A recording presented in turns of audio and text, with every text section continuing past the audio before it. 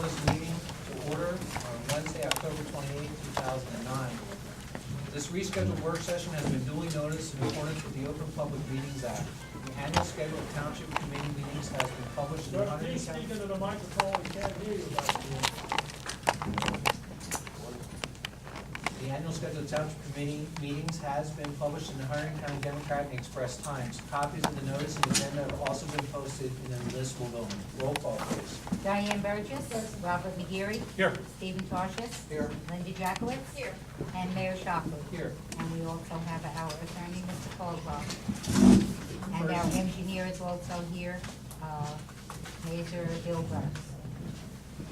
First item on our agenda this evening is adoption of minutes. Unless there's any objection, the minutes will stand as distributed. Hearing none, we'll continue on and they will stand as distributed. Correspondence, copies of correspondence is made available to the public this evening and during regular business hours of the municipal clerk. Clerk, have you placed any correspondence out for the public? There's some there on the It's front on the seat. front chair up front. If anybody would like to take a look at the correspondence, feel free. The blinking of the lights is because the fire company is exercising their generator this evening. Our next item on the agenda is comments from the public. Before we open up the floor to the members of the community this evening that are here, I would like to make a few brief statements on behalf of the Township Committee. First, this meeting is being video recorded this evening. This video recording is being done at the request of a member of our community and is not being done at the request of the Township Committee. So I want to make you aware of that is happening.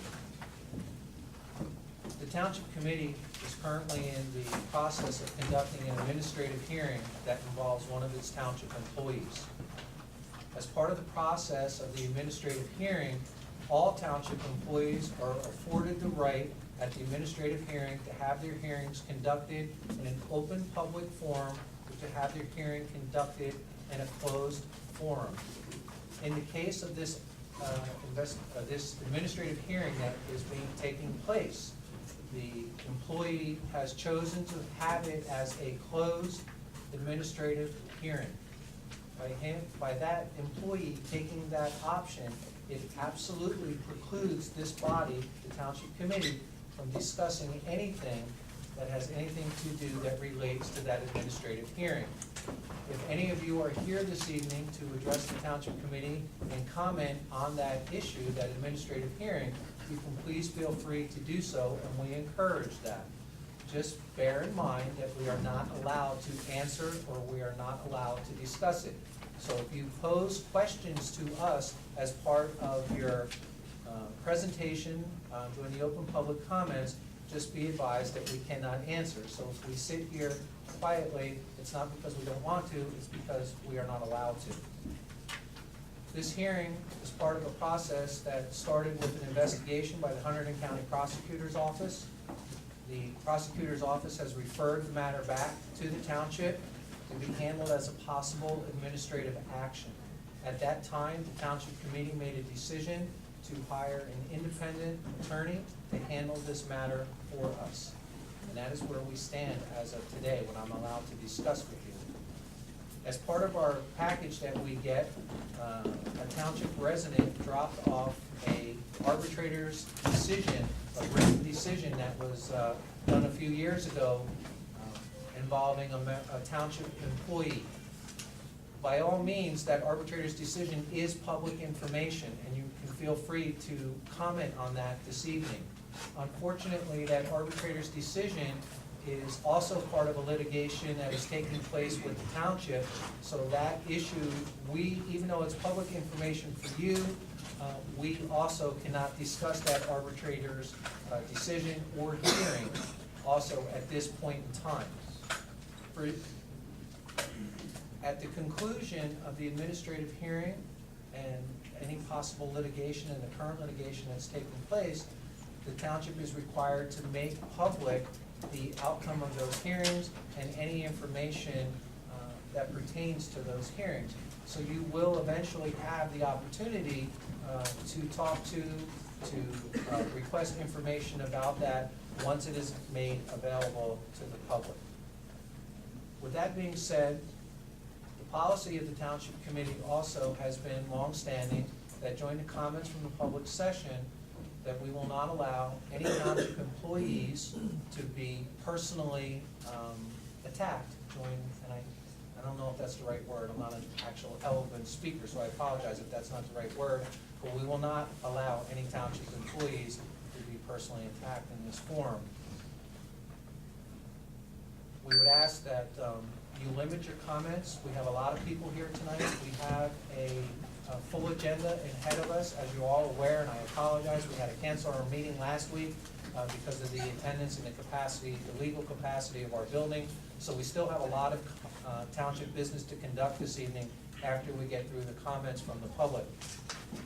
Initially, we are going to ask you to limit your comments to no longer than 4 minutes. We will time them up here so that everybody is afforded the ability to be able to address the township committee.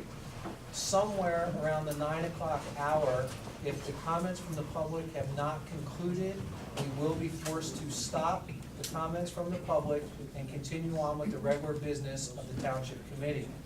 At that time, if it is determined that there are still people that want to address the township committee, we will have to, I assume, and we'll have to discuss this, I assume we will have to schedule a meeting that maybe the only thing on the agenda will be comments from the public. I've never been in this situation before, so I'm not sure how we will handle that, but we will discuss that here in public if the need for that arises. So with that being said, we will now open up the floor to comments from the public. If you wish to address the township committee, just simply raise your hand. When you are called upon, you will be asked to state your name and your address, and then whatever you want to speak to us about this evening. At the end of the 4 minutes, I will stop you, and we will call on the next person. We would ask that each person only speak one time, so try and get it all in. If it should turn out that we do not have a lot of comments from the public, there is a second area in our agenda that allows us to reopen that back up, and I would be more than happy to do so if anybody else has an additional comment they would like to add at that point in time. So with that being said, are there any comments from the public? Oh, one last thing, I'm sorry. I would like to thank the firehouse and their generosity for letting us use their building this evening. Anytime that the township has ever called upon them to use their facilities, they have been more than gracious in accommodating us. In this case, they did it on very short notice, and the township committee wishes to thank the members of the fire company for doing that for us. And I think that's all I honestly have. So, there is a microphone up here for anybody that chooses to use it. We're not requiring it. If you choose to stand in your seat and speak, just please speak clearly and speak loudly so that everybody in the room can hear it. If we start getting complaints from the folks in the back that they can't hear, then at that time we will ask you to come up and use the microphone if that's acceptable to everybody. With that being said, now I will turn it over to comments from the public. I see the hand, please. Okay. Sarah Burdick, 14 Matthew Drive, Franklin Township. So I'd like to comment on some various troublesome events that have come to light. To name a few, Director Mandoli twice testified, as stated in the arbitrator's decision, that the Township Committee wanted to make promotions down the line, quote, and allowed different senior officers, one for each year, to have that experience. Yet Director Mandoli testified that the Township Committee was not ready to make a change and wanted Officer Zebney to remain in charge, a position that he has held for 4 years now, as quoted by the arbitrator's decision. He was appointed January of 2006 to present day. The ruling clearly states that Director Mandoli and Officer Zebney conducted a, quote, tainted and biased investigation to manufacture charges, end quote, as taken from the arbitrator's decision. It is plausible that manufacturing charges rises to the level of official misconduct, a very serious allegation. The ruling further states that Director Mandoli and Officer Zebney failed to follow and monitor their own supervisory procedures. They were inconsistent in the investigation, and they failed to monitor the submission and safekeeping of controlled reports and documents. Let it be known that Officer Zebney told Officer Waback he quote, he could not find his patrol logs for February and March, end quote, as stated in the arbitrator's decision. The case of these missing logs clearly portrays poor management within the leadership of the